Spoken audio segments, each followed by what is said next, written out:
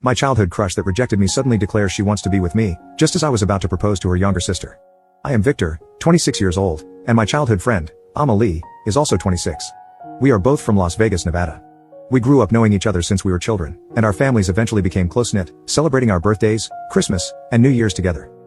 For as long as I can remember, I've always been in love with Amelie. She knew it, as did our families. Our parents always joked and made references that one day we could get married and unite our families even more. When we were 15 years old, I confessed my love to Amelie, but she rejected me. She said she didn't want it to affect our great friendship and that perhaps in the future, we could try something. Heartbroken, I accepted it.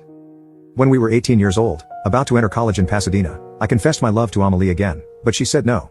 She wanted to live life. She said she was going to college in Los Angeles, which surprised me since we were both supposed to have sent our applications to the University of Pasadena. Pasadena is in California, just like Los Angeles, but I was shocked by what Amelie told me. I didn't think she had those thoughts. She went on to tell me that one of her friends, with whom she was also going to Los Angeles, told her to live her life, saying that university education was the best way to grow up as a person.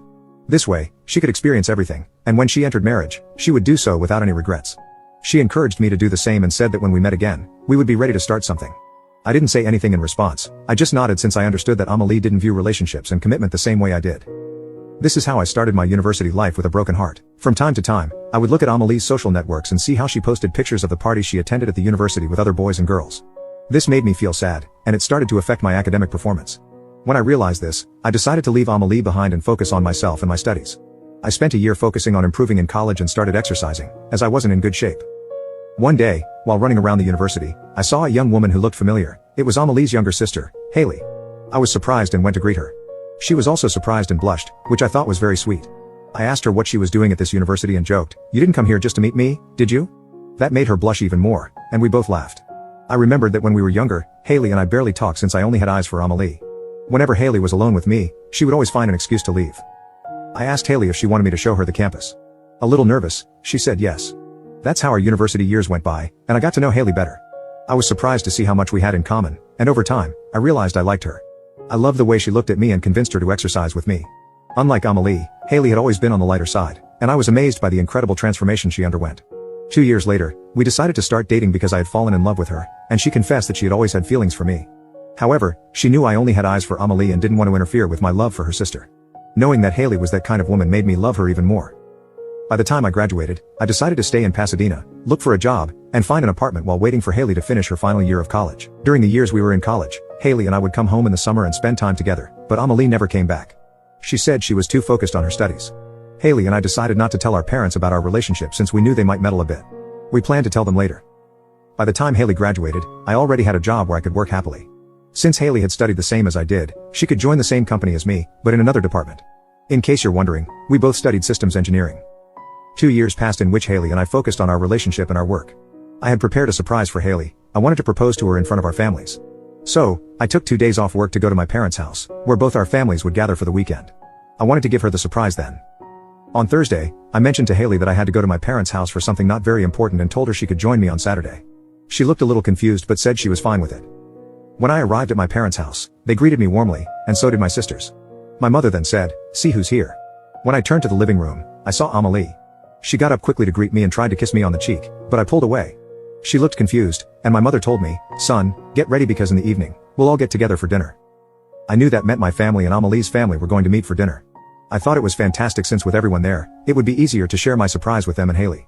I spent the rest of the day talking with Amelie and was surprised by everything she said, how much fun she had at parties and how she had hooked up with a lot of guys. She talked about it as if it had been a great experience and even said, "I hope you had a good time too," while winking at me. I couldn't believe everything she was saying. I just replied that I had a great time as well. That night, I told my parents I wanted to talk to them about something very important. They said, "Yes, we think we know what it is," and laughed. I thought Haley must have told them about our relationship. When we were at dinner, with Amelie's parents on one side and mine on the other, I tried to get everyone's attention. I wanted to say something important, and Amelie's mother and mine turned to look at me and smiled, which made me a bit nervous. But before I could say anything, Amelie spoke up and said, "Don't worry, Victor, I'll say it." She then turned to look at me and said, "Victor, yes, I accept to be your girlfriend." When I heard that, I couldn't help but be speechless and let me know if there's anything else. Update 2. My childhood crush that rejected me suddenly declares she wants to be with me, just as I was about to propose to her younger sister. When I got out, I went to my parents' house because my dad said Haley was there. When I arrived, I saw that Haley had a black eye. I asked her what had happened, and she said Amelie had attacked her when she refused to break up with me. Her mother also kicked her out of the house. I hugged her as she cried, and my mom said, "It's all your fault. If only you had told us about your relationship earlier, and if you hadn't given Amelie false hope, this wouldn't have happened." I asked, "What false hopes?" Haley explained that Amelie had shown their parents fake messages, supposedly between me and her, where I gave her false hope. But even after seeing that, Haley didn't believe her.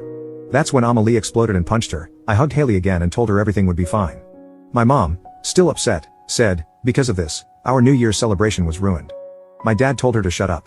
He then came up to us and said, "No matter what others say, I give you my blessing to get married." He hugged us, and having my father's support made me very happy. Then my dad asked, "Can you give me an explanation for why Amelie is so angry with you?" I replied, "I don't know, but I know something isn't right with her."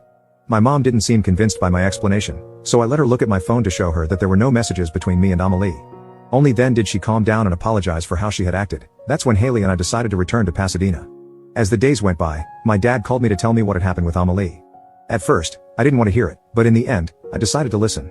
My dad told me that days after we left, Amelie's mother discovered that everything Amelie had said was a lie. Amelie had faked those messages, believing that when we returned, I would accept her as if nothing had happened. When I heard that, I couldn't help but laugh, but my dad continued. He said it was also discovered that Amelie didn't finish college and was expelled for her immoral and irresponsible behavior. She never went to class and was eventually banned from flying on any airline for 10 years after driving her car onto an airport runway while under the influence of alcohol, causing a lot of damage. I was surprised by how fast karma caught up with Amelie, but I decided not to think about her anymore because I had a wedding to plan. When we returned to Pasadena, Haley gave me an incredible surprise. We're going to be parents. Haley and I are still debating whether or not to invite her parents to our wedding, as they did apologize to us over the phone. But to be honest, whether they come or not doesn't matter to me. All I want is for Haley to be happy, no matter what.